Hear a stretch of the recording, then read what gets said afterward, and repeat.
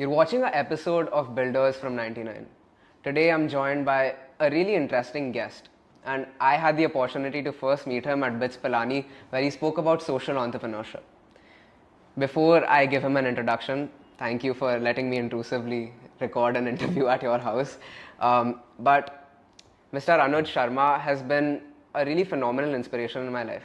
Primarily because it's not every day you see someone come back from the West after finding huge economic success and come back to a country not for further economic success, but build a startup, build other startups, and really drive social entrepreneurship in places in this country where we don't really see these terms being used. So, firstly, thank you for letting me interview you. Just out of the vision of this conversation, my aspiration for this is to, let's say, give a teenager in this country, if he's listening to this, a value of social norms and how you should socially be inclusive of a startup and the things that they should consider. So before we get into the conversation, introduction. Who is Mr. Anuj Sharma? How did we get here? So Mr. Anuj Sharma is nobody. So it's Anuj. I think it's a long journey. We all have our own experiential path to what we achieve in life, and I had my own bits and pieces of different things, and which shaped me to be what I am. And if I look back, lots of interesting things happened, lots of ups and downs, and I will say I was a bit lucky to be what I am. But when we are talking about teenagers, him, it should be very important that we are not just talking of him, but him, her, they. Yeah. And that's the inclusivity with that we are talking. And when we reflect back, lots of time we are kind of enamored by certain narratives which are built by some people for their own advantage. And we feel this is the narrative for the society, and this is also something which is required by us to go to the next level. So I come from a very small, humble town, and that also today is the name of my company as well, Alcr Impact. Alcr is the place my forefathers came from. My father was the last guy to immigrate from there. He was a farmer at heart, and he always longed to go back, never went back. So whatever I'm doing is kind of a tribute to what he wanted to kind of do, is going back to the roots. So long story short, it's all about going back to the roots, amplifying what the values we have, and also finding a more equitable society to lots of us who are marginalized for different reasons.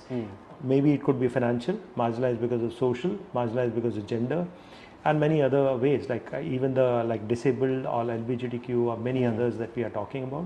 We need to find an equitable society for us to exist, and also amplify our own reasoning to go to the next level. Society is heterogeneous, so we cannot be homogeneously driving one agenda and saying that this is the win for us all, getting the next level. Yeah. Going back to the roots is a very common theme from every conversation that I've had with you.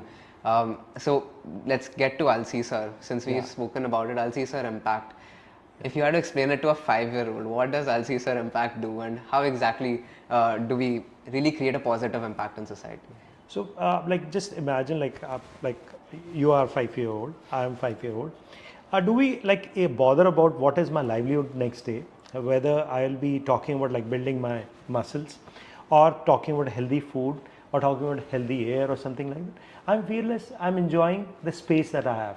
I need a little bit of a open, safe space. Yeah. And if I have, I will be very happy for smaller things that I may have. But as we are kind of getting into a little bit more polarizing society, we are talking about things in a very different way. Now, already water is commoditized. If you see, clean drinking water is commoditized. We don't have a kind of a even sense of responsibility that water should be clean, and it should be affordable, it should be free. But the same way, now we are talking about air, that is also getting commoditized. We are talking about food, which is already commoditized. So basic things, if they are getting into commoditization, so that is not good for anybody. And the biggest challenge which will happen is the next generation which is coming, like you all. Now, if I talk about climate change, we all have kind of lived a life. We have gone jet setting across different continents. We have enjoyed the best of the things. We have seen the glaciers. We have seen clean drinking water. We used to just have tap water, and we used to drink. We used to have cow milk directly from the cows, and lots of other fun we had. But does this similar kind of luxury is there with the teenager of today? No, they don't have, because they are not able to have that visibility coming in. And more urbanization, and also the centralization of wealth with few hands, is not giving the right kind of impetus for us to grow to the next level. Like to give a small anecdote, like 100 families in India actually have 25% of Indian wealth together. If you remove that 100 families, we are as poor as any of the big African countries which we call as poor countries. We are not middle income, we are poor. But the narrative is that everything is going good, everything is going to the next level. Fair enough, I am not getting to politics. I am just saying that we should have a fundamental right of accessing different things. And for the kids who are coming now, they should have a very important, like I will say, we are getting them grow in a ecosystem where we need to give them safe spaces, equal opportunities, and also healthy lifestyle.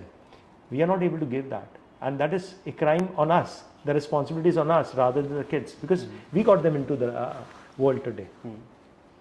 I think it's a very important factor to consider that our generation is also going to be facing these problems at a much larger magnitude. Now, since the problems have already to some extent have been caused and they've already set the ball rolling, let's say a teenager is trying to build a startup today. What social values or social perspectives do you think they should consider today? Everyone's talking about profit, everyone's talking about revenue, valuations and getting funding, but what are some social aspects that we're not considering and are imperative to be considered? So first of all, what is an entrepreneurship? What is startup? We have to understand it. Like, it's the biggest elixir of any humans because we want to do something independent. We want to do something which helps us find ourselves. Like it's a self-discovery. It is also about self-actualization, if I put like this, psychological and many others. Now we have got into a plethora of startups that they want to start because they want to earn quick money and they want to close down. They are not building brands. So if I go back to the whole like ecosystem, people have built lots of companies because they were wanting to do it. They were dying to make things happen because they wanted to have a legacy left. But today we are talking about startup which is one-sided take all kind of strategy. Like, and the same thing happens with investors as well. They want to invest in 100 companies, 1 or 2 will succeed. So it's a lottery. Why not they invest in lottery rather than investing in a startup or people? So one of the important thing, if you see, is the business. If you ask me, the future of business, if I kind of talk about, is either it is social or it will be anti-social. So if any business perceived anti-social, it's anyways going to be finished. So if I'm talking about startups, if they are not perceived to be social, they will not be surviving. So that's the future we are talking about. And in that, one of the most simplest thing, if I put like this, is you want to do something because you should enjoy. Like, you should not do because you are saying that I want to make tons of money, spoil my health, and then I say this is the most glorified thing I have.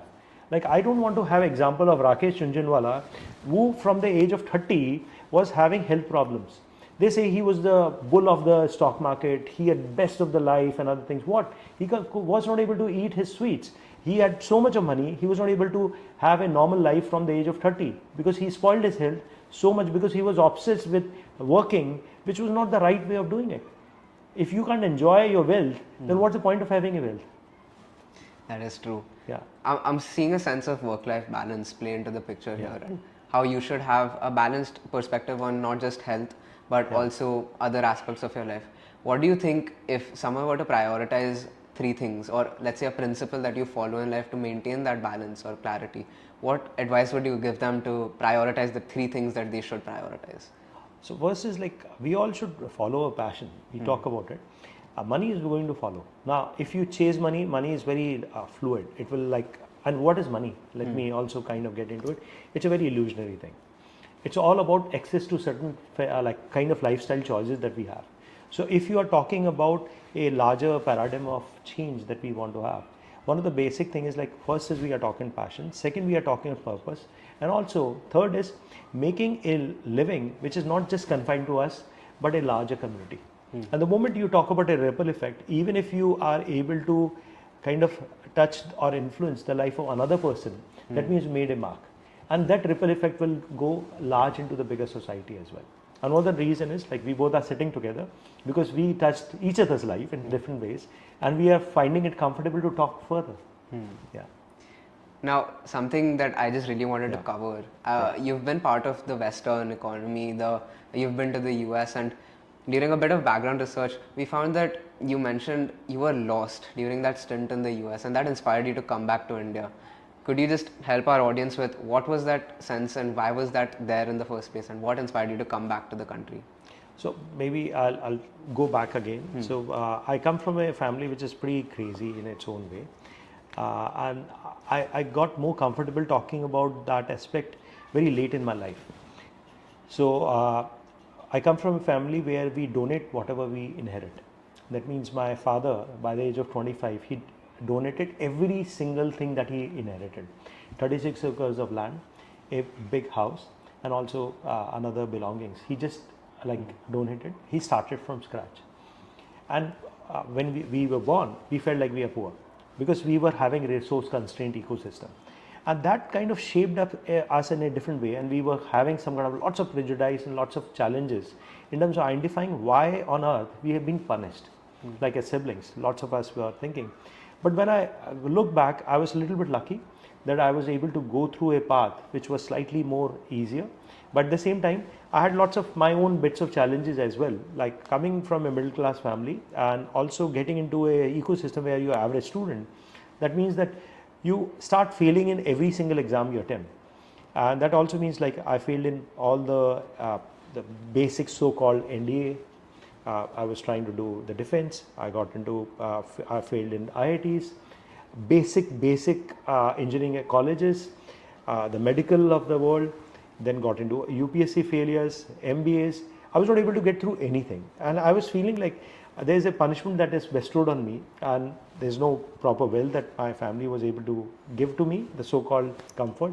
At the same time, I was also getting lots of failures, and then I had lots of bunch of people I knew, my friends and others, were giving donations and others, and they were getting admission, whether it is medical, engineering, or going out of India. And I was feeling like this is not good, it is not right. Like they are getting all these things and I'm not able to get it. But when I reflect back, that was also one of the biggest value system that I was able to get to what I am doing today. So when I got an opportunity to work across 18 countries, I realized that it was not the reckoning that I had, it was not the right thing. And that's where like coming back was more easier, because I felt like the Western world, the way they are talking about, like I worked with billionaires, the craziest, shittiest billionaires, if I put it like this. I was doing billions of dollars of deals and other things, only to realize that they were miserable. They were not comfortable in their own thinking and other places. And I felt like I don't want to get into their narrative. I want to create something of my own, whether it is small or big, it doesn't matter. I wanted to create something of my own in the ecosystem which is known to me, and in the people around people who are my people. And I felt like if I want to do that, the best place is come back to India. And that's where the whole journey started out. 16 years back, I came back, and that's how it started out. Yeah. Why were they miserable? All these billionaires, they have so much money. Like, what part of their lives felt unfulfilled to make them feel so miserable in their own feet? So you talk about what, again, I will talk about what is a billionaire talking about. Nobody was born billionaire, like if I put like this. Very few, like the family cycles, if you put like this. Everybody had kind of got into a cycle. They became rich, then in the next couple of generations they became poor. Then the cycle is there. But what we are glorifying is wealth, and we say it is perpetual wealth. Was Ambani's rich forever? No. Was Birla rich forever? No. They started from scratch, and they became somebody what they are, and they may also go down very soon. History is like a clock. It comes up what goes down, and what goes down goes up as well. So, and we are talking about some kind of a narrative which has been built in a very careful manner. We talk about Bill Gates. He talks about a great, like in a very careful worded PR stint, that healthcare is important, then tech is important, AI is important. He's the biggest investor of AI. But if you see, he is also one of the biggest investor of agricultural land. He's the biggest owner. What on earth he's taking so many agricultural land in America? He's the biggest agriculture owner of America. Why? What he's doing with that? Because he knows that the future of business is fresh food, fresh air, and fresh water. It's so basic. Yeah. So I also get a sense that family and core values that you've inherited from not just your family, but also you've seen with other families. What do you think are some of these core values that as a family someone should try to develop? If let's say someone is part of a family where they're trying to learn these values, what do you think are some core values that were really helpful for you and could be helpful for everyone else as well? So I think one of the important things is that we need to have a little bit of way of assimilating experiential learning. What is experiential learning is? That means when we were young, like I'm talking of like a few decades back, that we all were growing, we were subjected to lots of different kind of cultures together in smaller, bigger way. I think now it is kind of getting into more stage set kind of thing. So let's say if you go to Himalayas, you're going in a very guided tour, rather than knowing what is the culture it is about, why they are doing what they are doing. The same way, let's say if you go to the hinterlands of India or hinterlands of Nepal, or let's say even in US and Europe, are we even knowing the history of that place? Are we even kind of appreciating what is the things beyond tourism? Like lots of historical things are there. Like I was lucky enough to go to the Native American sites, and they were so similar to what the Native Indians are. The same way it was so similar to what the Native Vietnamese or Cambodians were. So that kind of a thing at an early stage, if we are able to subject to kind of get exposed to, it is very important for us to also have a more holistic view about things. So a local sense of connection to your own ground, as well as learning about your own family. I think a lot of this shows in LCER Impact as well, right? So a lot of these startups that you've incubated or funded or backed are all of these local startups. Now, what does that process at LCER look like? What is exactly the process to getting to these startups? How do you invest in them? And what exactly are you looking for? So again, like when I came back to India, I felt like impact investing was a term which was just evolving, and social enterprise. I'm talking 2007-8, and world was going gaga over this whole term, and lots of people started working in it, the so-called smart people, and they built fortune out of it. And people like us were the catalyst to make them what they are today. Like some of them became billionaire out of this whole sector. But then we also felt like by 2018-19 that this was not something which I came for. I came for having more equitable society with the wealth and also the opportunities that we all can create. And that's where we felt like this, if I have to continue getting the similar narrative that I left long back, that means I'm getting into the same rat race again. So that's where like 2018-19 we kind of got the courage to do something more disruptive, where money was required, time was required, our own courage was required, where we went into hinterlands to demonstrate that entrepreneurship is not the fiefdom of maybe London, Delhi, Bangalore or Bombay. It could be from anywhere. And that's where our journey also started. So we went to Kashmir, we went to Nagaland, we went to Mizoram, we went to rural MP, rural UP, rural Maharashtra, and started kind of backing people in a very simplistic way called lighthouse place-based investing. So if I go to Kashmir, we are only backing Kashmiri ethnic person. If I go to Ladakh, ethnic Ladakhi. The same way if I go to Nagaland, ethnic Naga person.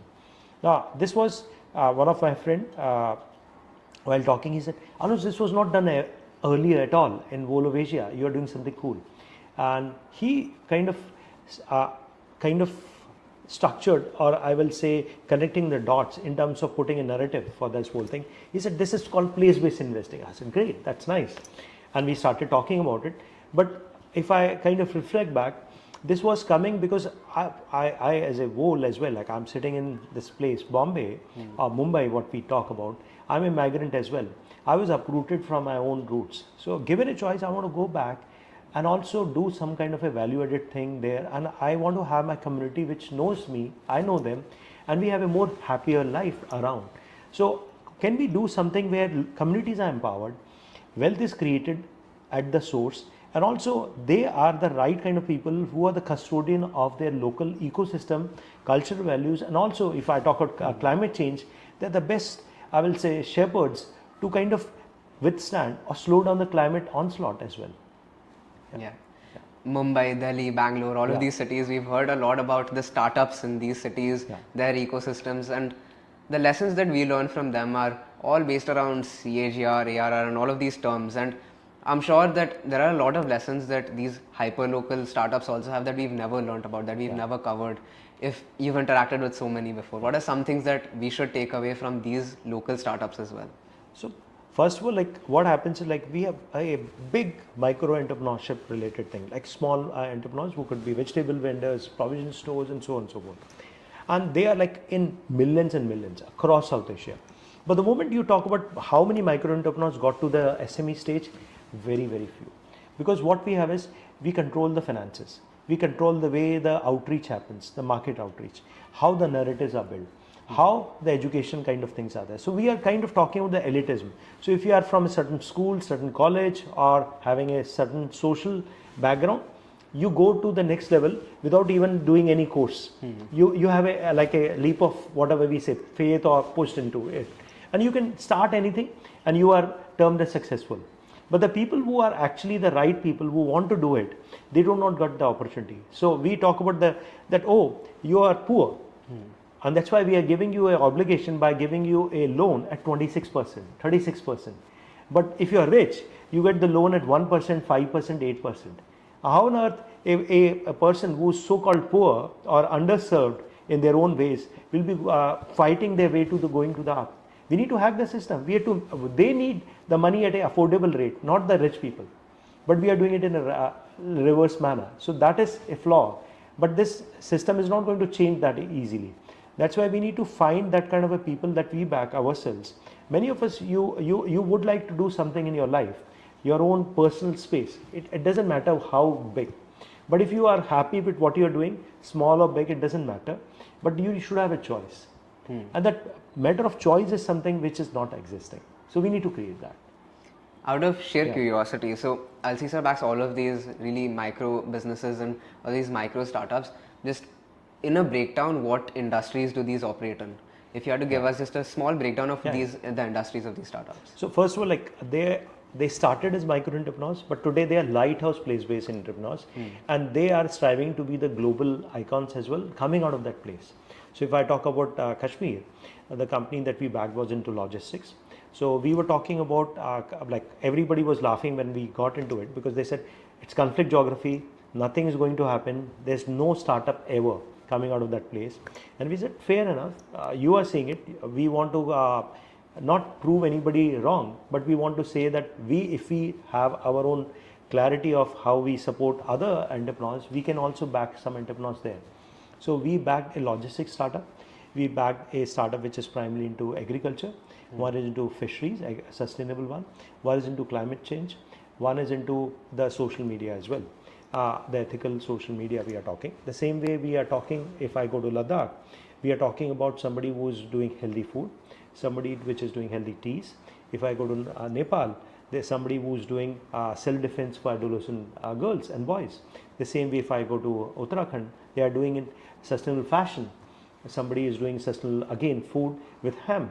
The same way if I go to Sikkim, somebody is doing skincare, which is 100% natural skincare. Then if I go to Nagaland, this person is doing something which is into education. So it's a diverse ecosystem we are talking. At the same time, what we are trying to demonstrate is that it's not about the businesses or the business model per se. You bet on people. And when you're betting the right kind of people who are coming from a certain community which is hungry for going to the next level, they are going to reciprocate back 100 times if you give them some kind of a nudge, some kind of support, and you repose faith in them. So that's most important thing, is reposing faith. Betting on people. Yeah. We've heard that term a lot. Now, LCER is a very unconventional sort of firm. Yeah. When you bet on these people, what are you looking for? What qualities or values are you looking for? So we just have 4 qualities, nothing big. So we say, first of all, you need to be local. That's first. Second, we say you need to be resilient. Like you need to be comfortable kind of understanding the ups and downs of not just business, but of different ecosystems. That's second.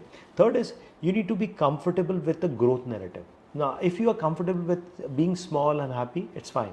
But maybe we are not the right people. But if you are comfortable with the growth, you are ferociously comfortable with the bigger growth, we are there for you. And fourth is you need to be empathetic towards the community that you come from as well. These are the 4 things. We doesn't care what is your age.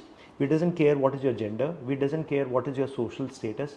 We are backing people who are he, her, they, any kind of religion. So we are, if you ask me, a very simple thing, we are the most diverse portfolio entity in this whole South Asia, not just India, the whole South Asia, who have multiple religions, Muslim, Hindu, Christian, Buddhist, atheist, then men, women, they, we have everybody.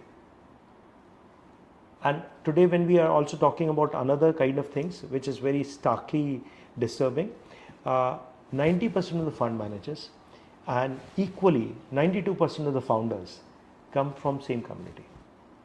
Wow. So what does it mean? They want to fund their own people. So it's not about the merit. Lots of people talk about, like Shark Tank says, oh, we are supporting you because of your business model, because of this, that.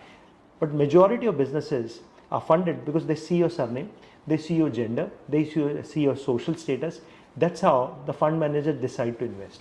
Because majority of them have not even gone on the ground ever. And they are the custodian of somebody else's money. That's really interesting. Now, you spoke about gender, and we were doing a bit of background research, and there was this term that we came across, gender lens investing.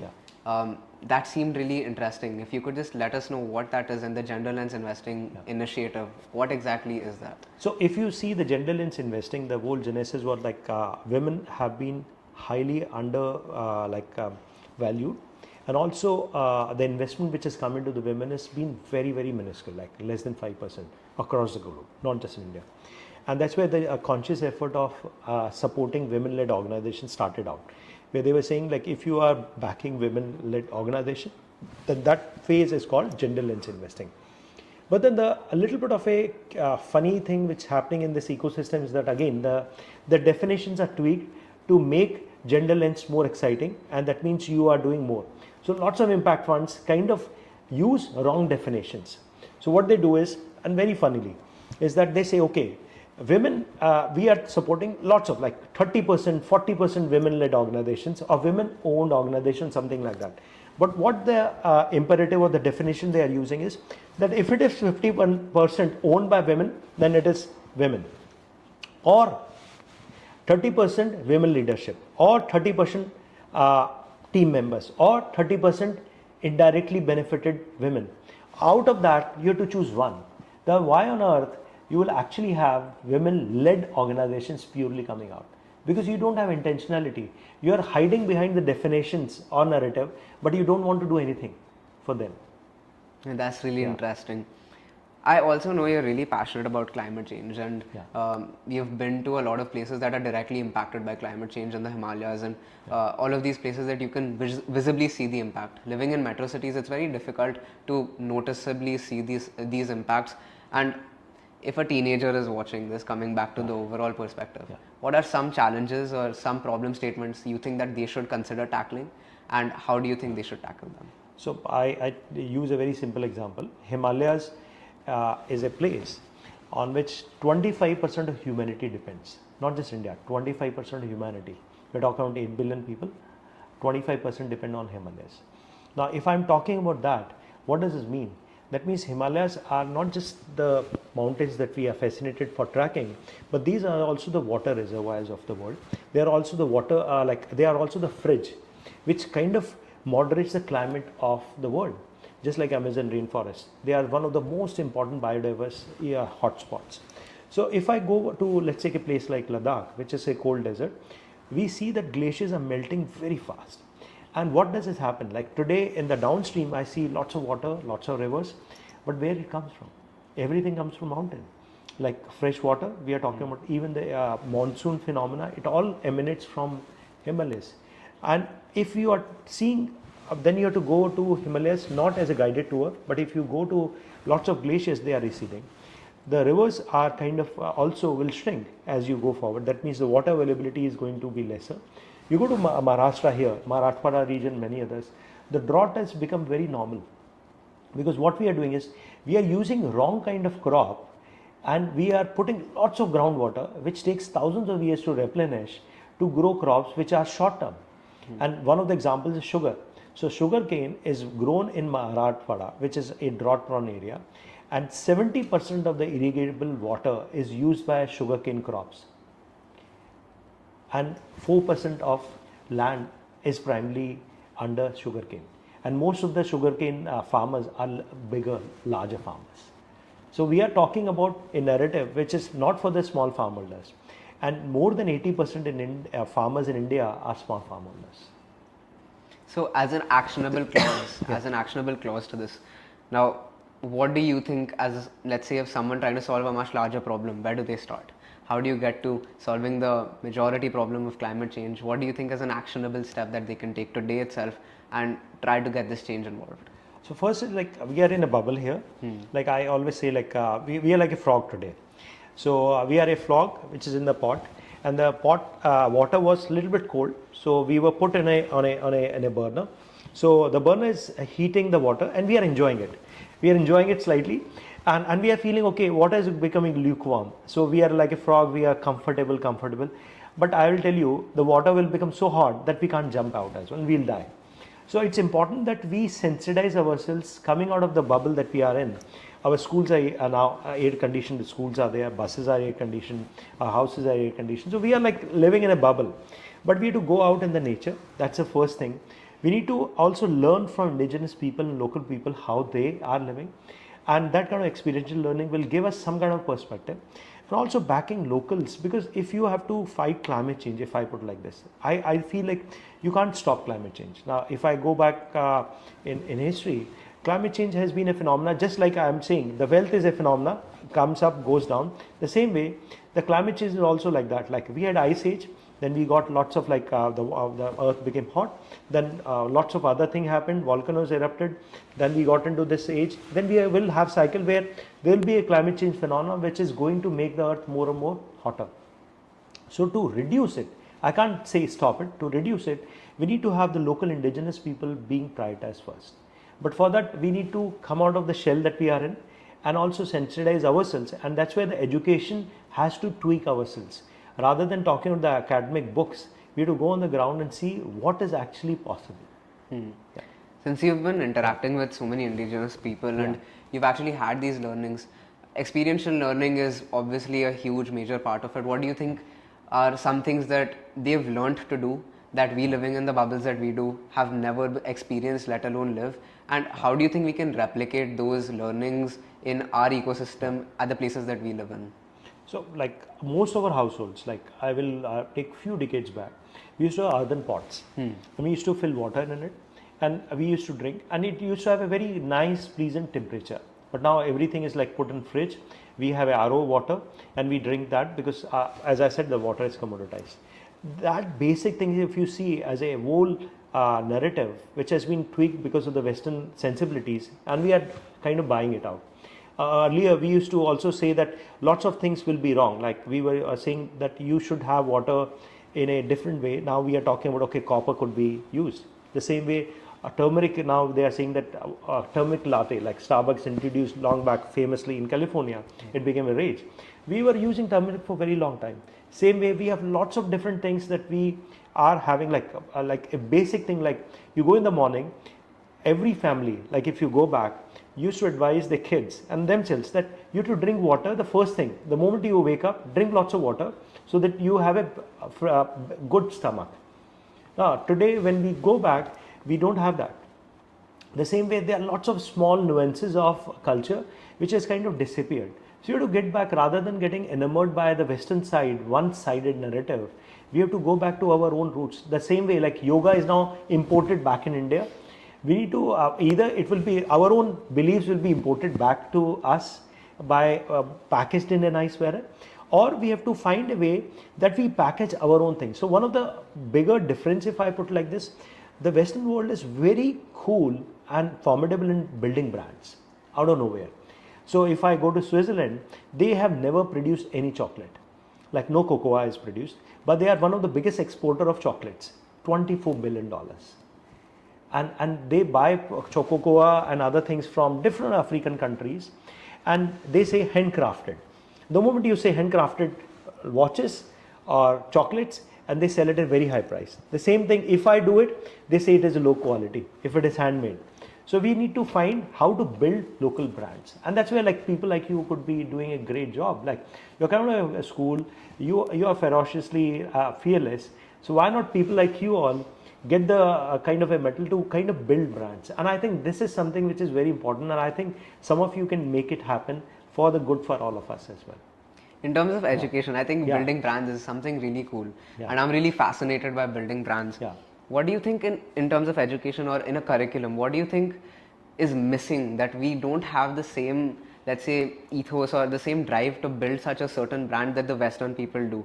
And obviously that may change over the coming years, but what do you think in this country, in India, are we missing that we're unable to build brands that last a lifetime? So what is happening is like when we look in, like obviously we were ruled by Britishers earlier, and one of the things which Britishers did was they broken the spine of us in terms of self-confidence. So whatever we do, we need a validation, and that's also has creeped in our education system. We need lots of validation. So the way the education system is today is about validations, taking some other people's consent that am I good, am I good, am I doing right, am I on the path of some kind of other things as well, rather than discovering what is good for me, what is suitable for me as well. So I think somewhere we have to have a little bit more practical understanding of the ecosystem. That's where we are. So you go to a school, like a teenager goes to school, and they consume the whole day. Rather than going in a playgrounds, playing and being free, we are consuming them in a classroom. That's not the right way. Now, if you go to, let's say, the best of the places, like you go to Switzerland, you go to even the UK and other places, they do not have any curriculum for the early stage students, because they want them to learn from the experiences. They will take them to forests so that they can understand that what is a reptile, what is like different animals, what is trees and other things. But here, how many times we've actually made our kids getting into that whole thing as well. So we need to change the ecosystem and education system in a different way. And second is, we have to also go back to our own roots of self-pride. We need to be proud of our existence, our culture and ourselves. If we are not proud of us, how we are going to change the world? And we were the people who had always had the biggest GDP of the world in the entire history of the humankind. Whatever the recorded is, India's GDP was hovering between 20 to 30% ever. Only last 200, 300 years that our GDP became lesser and our self-confidence went down. We need to get back. But for building brands, we need to think differently. That means we are talking about passion, we are talking about purpose, and we are also talking about communities. If we have these three things, we'll build lasting brands. Yeah. Lasting brands is a really cool thing to me, and I love trying to build something.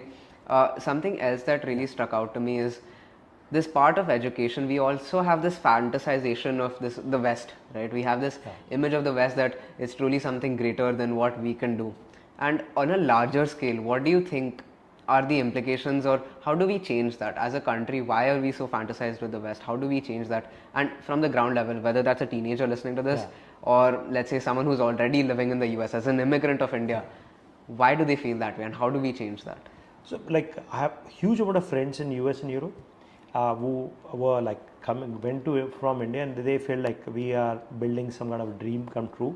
That was the biggest thing, that they wanted to go out, and they felt like that is the best nirvana that we have. But when I meet them back, they want to come back. Whatever the problems we have, like as a country, we have lots of problems. But believe me, we have a dynamic ecosystem. So in engineering or in science, you may be reading that negative and positive makes a current, right?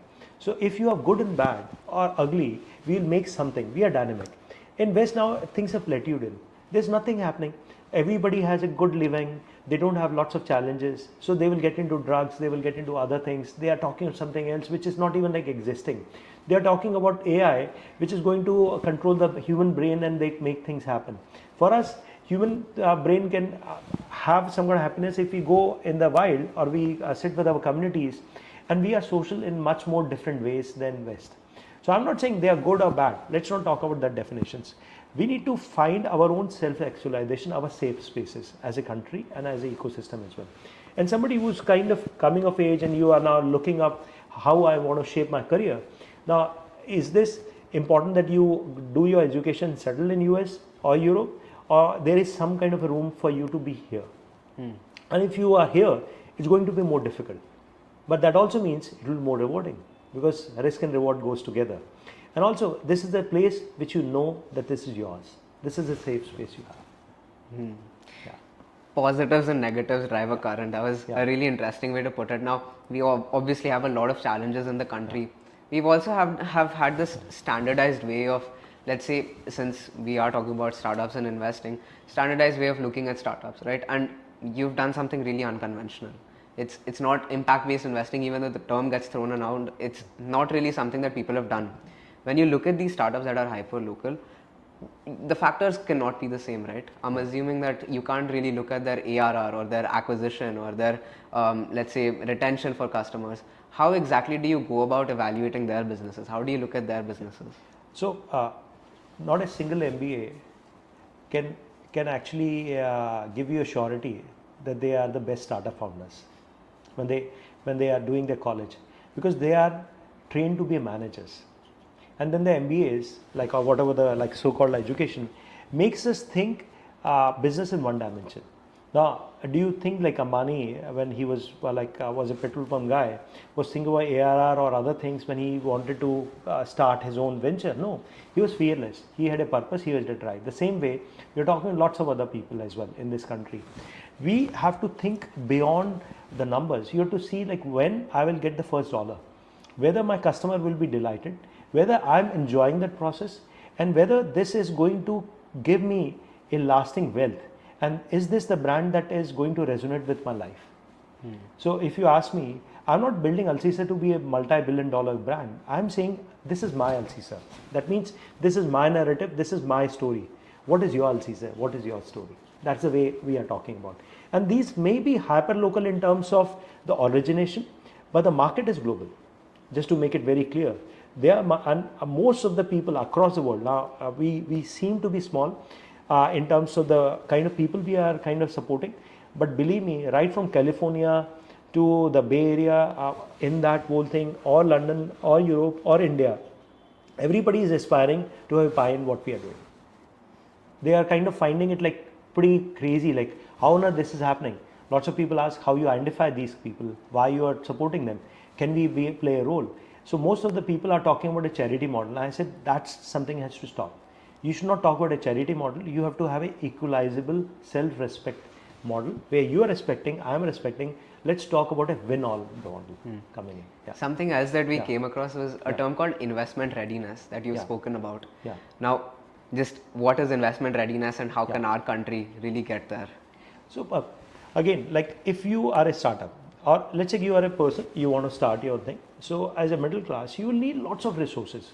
Resources could be money, resources could be network, resource could be technical skills, finance skills, legal skills, and many others. So when you are talking about a resource deprived startup, you can't go to the next level. But you need money or investments for getting your startup from A to B to C to Z. So that whole thing is what we are talking investment readiness. That means you can attract different kind of partnerships, a dynamic ecosystem which comes to you and back you because you are phenomenal, you are awesome. And that's what we are creating. And in that creation that I'm talking, the main important thing is catalyzation. It's not like if I'm creating, no. Nobody can create entrepreneurs. We can only catalyze. The creation can only be done by the people who founded it. Yeah. All right. I think with this, we'll move to the final section, which is questions that our audience has given us. Yes. So quite a few questions, but we've narrowed it down to a couple. The first one that Kuan had to ask you was, looking at the brain drain in India, since you've been supporting such local startups as well, it's obvious that a lot of people, once again, the fantasization of the West.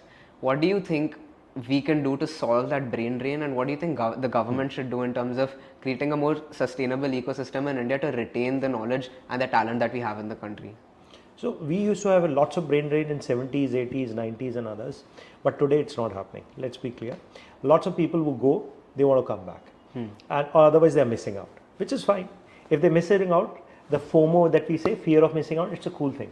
So lots of my friends have that FOMO, that oh shit, something is happening, because they have gone there, they've worked very hard, they've got into money, they have kind of scaled lots of heights, but they don't have social ecosystem.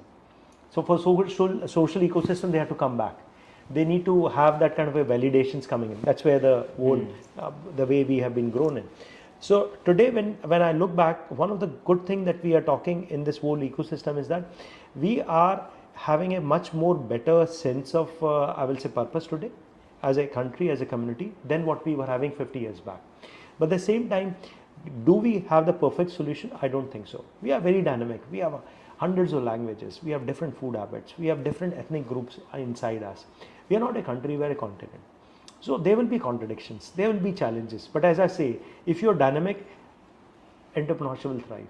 If we are dynamic, different kind of innovations will thrive. And that innovation, entrepreneurship and others, if government is making a ecosystem to thrive and fail, then it is better. So rather than having an ecosystem to only succeed, that's not the right way. So entrepreneurship, you can have two results. One is you succeed, so-called the way we are talking about the Western side, or you learn. There's nothing on failures. Because if you talk about failures only, as a country we are very brutal. We don't like failures. But I will say there's nothing on failures for a startup. We learn and we iterate and we move to the next level. You can get into a job or you can start something else. And in that whole thing, you have lots of different kind of learnings which helps you to grow as an individual as well. And that is something which as a country, we are like 20% of the world humanity. So we are not like, we will find our way.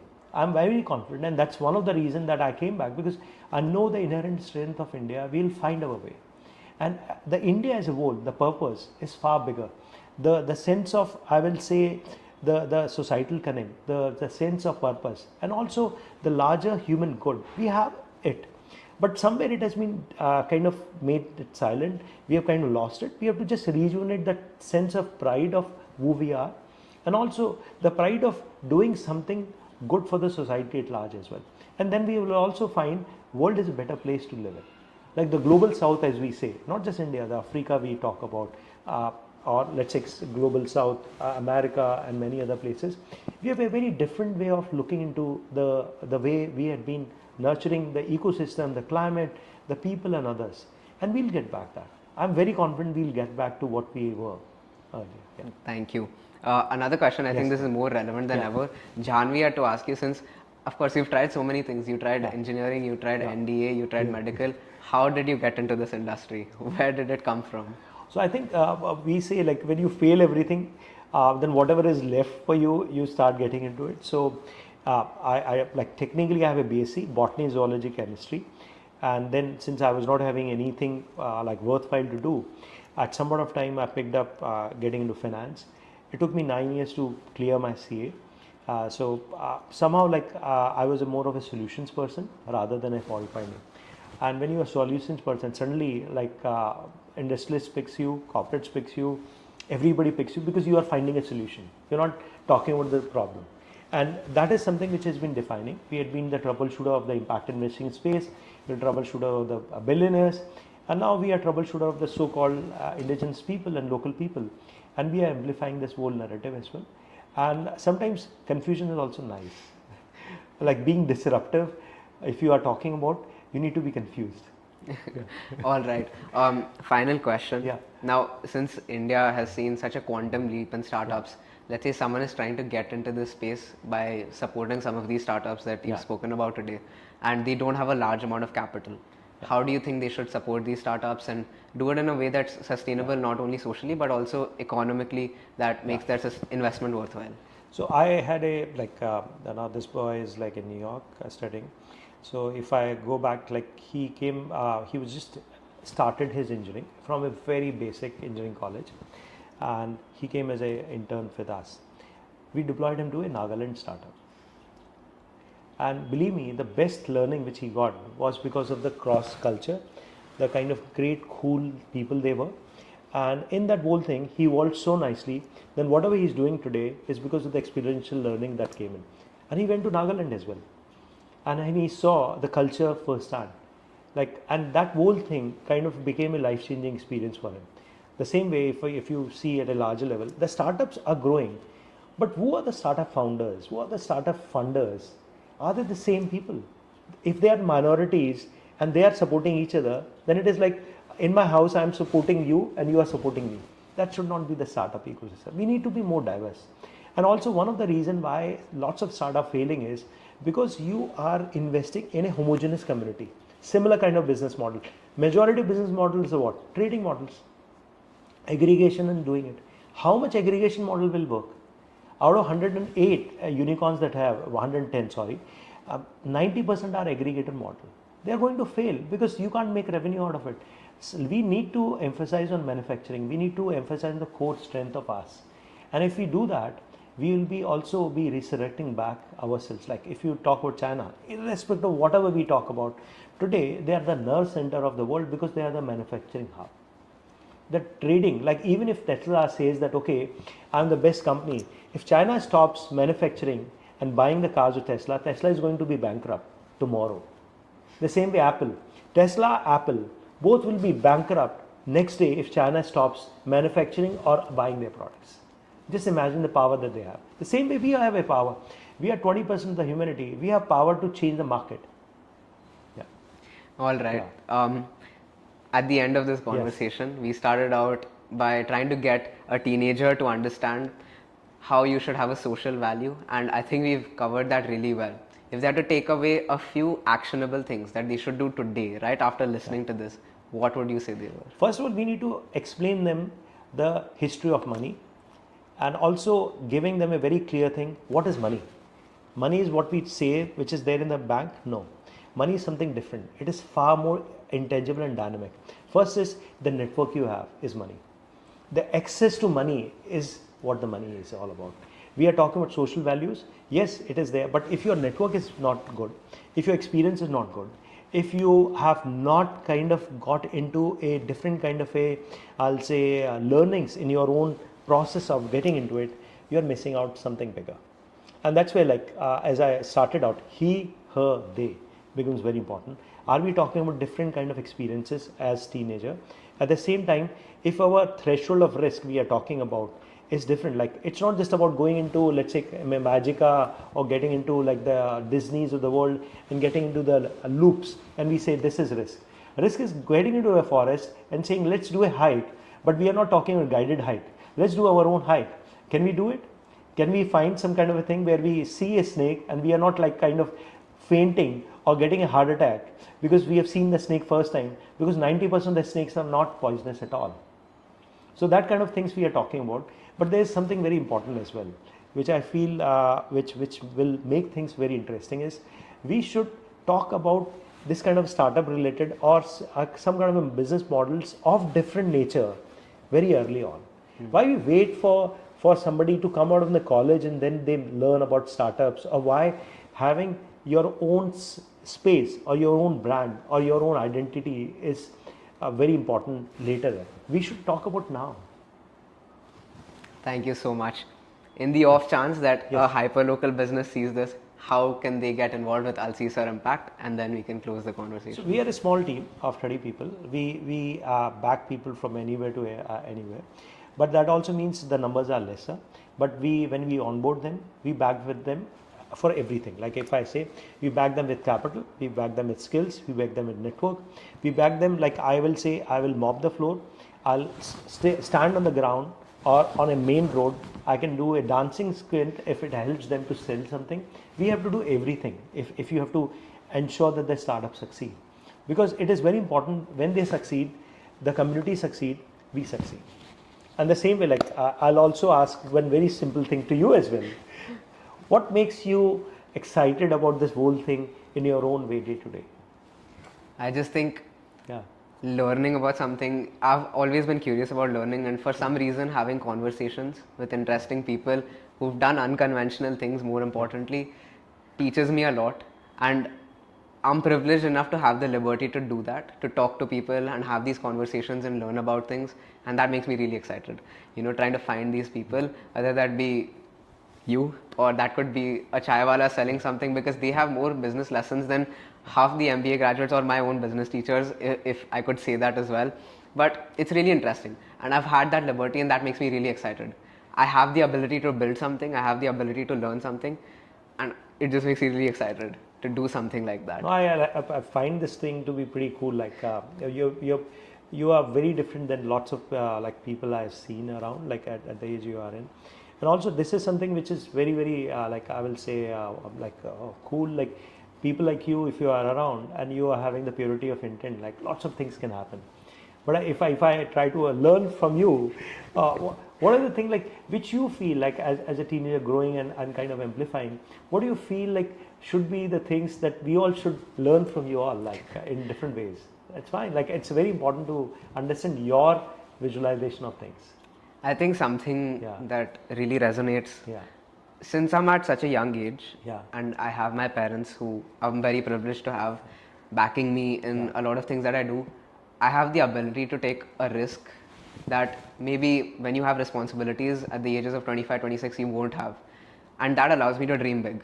Yeah. Because as soon as I get into the real world and all of those responsibilities come our way, it's inevitable that some sort of your dreams fade away. They become smaller and you start thinking slower or you think small. Yeah. But I think something that I really want to retain is that ability to dream big regardless of what happens in my life. And I think everyone should do that, right?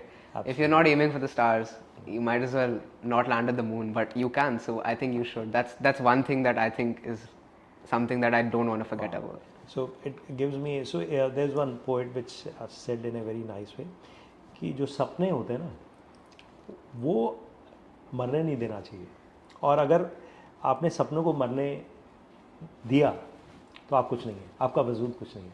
So your dreams are your dreams, and this is something very personal, and you need to do everything possible to make it, whatever the shape and form you want to do it, but you should not like short sell it.